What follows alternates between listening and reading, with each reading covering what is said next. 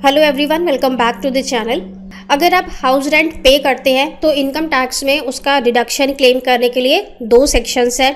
या तो आप एचआरए में क्लेम कर सकते हैं सेक्शन 10(13)(a) और दूसरा होता है सेक्शन 80(gg) जिसमें आप डिडक्शन क्लेम करते हैं।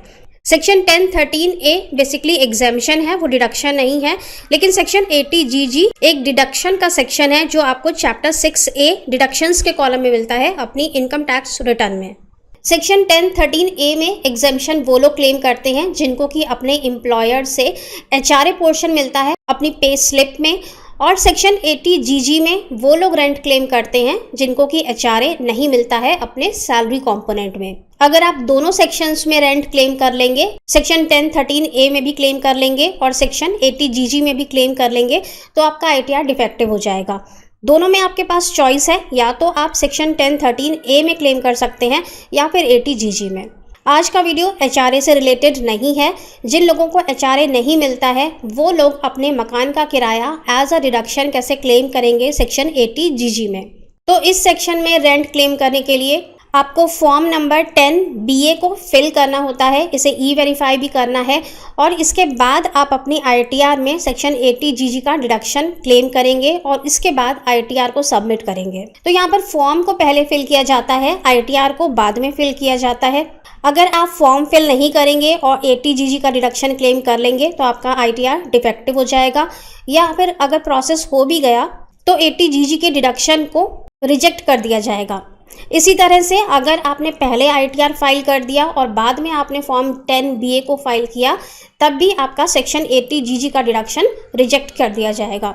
चलिए आज के वीडियो में हम यही देखेंगे कि फॉर्म नंबर 10(BA) को कैसे फाइल करना है। ये आपको इनकम टैक्स की साइट पर कहाँ मिलेगा। फाइलिंग कर देने के बाद आपको सेक्शन 80(gg) का डिडक्शन कहाँ पर दिखाना है अपने आईटीआर में। इसके लिए सबसे पहले हम अपनी इनकम टैक्स की साइट पर आ जाते हैं। यहाँ पर हम ई फाइल में जाएंगे, इनकम टैक्स फॉर्म्स, यहाँ पर फाइल इनकम टैक्स फॉर्म्स। अब यहाँ पर हमें थर्ड ऑप्शन पर जाना है, persons not dependent on any source of income. यहाँ पर नीचे आएंगे तो हमें मिलता है deduction of tax at source form 10(DA) declaration to be filed by the SSC claiming deduction under section 80(gg)। यहाँ पे ओपन करेंगे।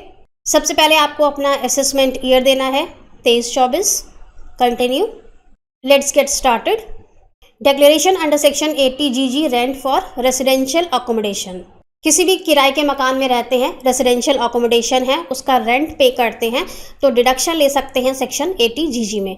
मैक्सिमम डिडक्शन यहाँ पर 60,000 रुपये का मिलता है, इससे ज़्यादा आप क्लेम नहीं कर पाएंगे। सबसे पहले हाउस प्रॉपर्टी डिटेल्स, हाउस 1 यहाँ पे ओपन करेंगे। यहाँ पर सबसे पहले आपको पीरियड देना है कि आप कितने समय से कितने समय तक इस हाउस में रहे हैं। यहाँ पर बाय डिफ़ॉल्ट आता है 1 अप्रैल से 31 मार्च, इसे आप अपने अकॉर्डिंग चेंज कर सकते हैं। इसके बाद है टोटल रेंट पेड, आपने कितना रेंट पे किया जितने भी पीरियड के लिए आप यहाँ पर रहे हैं। टोटल रेंट के बाद आपको पेमेंट मोड सेलेक्ट करना है, कैश में है, चेक से है, बैंक ड्राफ्ट है, अकाउंट ट्रांसफ़र किया, वॉलेट से पेमेंट किया, यूपीआई से किया। इसके बाद है address of the rental premises, आपको एड्रेस देना है जहाँ पर भी आप रेंट पर रहते हैं या फिर आप रहे थे प्रीवियस ईयर में। Country India, pin code, post office, area, locality. इसके बाद लैंडलॉर्ड की इंफॉर्मेशन है, यहाँ पर आपको देना है pan of the landlord, Aadhaar number. Salutation में मिस्टर है, मिसेस है, मिस है, प्रोफेसर है, name of the landlord, country, landlord का एड्रेस। 2 जगहों पर रेंट पर रहे हैं तो आप यहाँ पे ऐड अनदर हाउस करके उसकी डिटेल्स भी दे सकते हैं। इस फॉर्म को आप तभी फिल करेंगे जबकि आप वैलिड डिडक्शन यहाँ पर क्लेम कर रहे हैं, क्योंकि ये बात ध्यान रखिएगा कि जो भी इंफॉर्मेशंस आप यहाँ पर शो कर रहे हैं वो आपके लैंडलॉर्ड के पैन में डिस्प्ले होने लगेंगी। और अगर आपके लैंडलॉर्ड अपने आईटीआर में रेंटल वैल्यू नहीं दिखाते हैं तो इसके लिए उनके पास नोटिस डिपार्टमेंट भेज सकता है। इसलिए अपने लैंडलॉर्ड को इन्फॉर्म ज़रूर कर दीजिएगा कि आप अपने आईटीआर में 80(gg) में उनकी इन्फॉर्मेशंस यहाँ पर डिस्प्ले कर रहे हैं। शीट को फिलअप करने के बाद हम यहाँ पर सेव कर देंगे। यहाँ पर आपको फिर से सर्टिफाई करना है कि और किसी रेसिडेंशियल अकोमोडेशन को आप ओन नहीं करते हैं, मतलब कि जिस भी जगह पर आप रेंट के लिए क्लेम कर रहे हैं उस जगह पर आसपास आपका कोई भी सेल्फ ऑक्यूपाइड घर यानी कि अपना घर नहीं होना चाहिए। यहाँ बॉक्स में टिक लगाएंगे और यहाँ पर अपना प्लेस दे देंगे, सेव कर देंगे। अब हमें एक बार प्रीव्यू चेक कर लेना है। फॉर्म नंबर 10BA, यहाँ पर पूरी इन्फॉर्मेशंस डिस्प्ले हो जाएंगी। ड्यूरेशन कितना है जब तक आप रेंट पे रहे हैं, टोटल रेंट आपने कितना पे किया, पेमेंट मोड क्या था, एड्रेस क्या था, लैंडलॉर्ड की डिटेल्स। अगर आप इस सारी इन्फॉर्मेशन के साथ सेटिस्फाइड हैं तो आप प्रोसीड टू ई-वेरीफाई पर क्लिक करेंगे। Are you sure you want to proceed? Yes. E verification के लिए आप आधार OTP से कर सकते हैं, नेट बैंकिंग से कर सकते हैं, बैंक अकाउंट से कर सकते हैं, डीमेट अकाउंट के थ्रू कर सकते हैं। सबसे इजी ऑप्शन आधार OTP का ही होता है। सक्सेसफुली ई-वेरीफाई होने के साथ ही आपका ये फॉर्म सबमिट हो जाएगा और इसके बाद आप अपने ITR में लॉगिन करके सेक्शन 80 GG का डिडक्शन क्लेम कर सकते हैं। ITR फॉर्म में आप डिडक्शंस पर जाएंगे। यहाँ पर आपको 3rd नंबर पॉइंट में मिलता है are you eligible to claim deduction under section 80 GG। यहाँ पर येस करना है। यहाँ पर आपको अमाउंट दे देना है। यहाँ पर इस समय आपके पास कोई भी इंफॉर्मेशन डिस्प्ले नहीं होती है कि आपको 10BA फॉर्म भरना कंपल्सरी है, लेकिन जब आप अपनी ITR पूरी फिल कर लेंगे और उसका प्रीव्यू देखेंगे तो वहाँ पर इंफॉर्मेशन डिस्प्ले होती है कि आपको फॉर्म 10BA फिल करना कंपल्सरी है।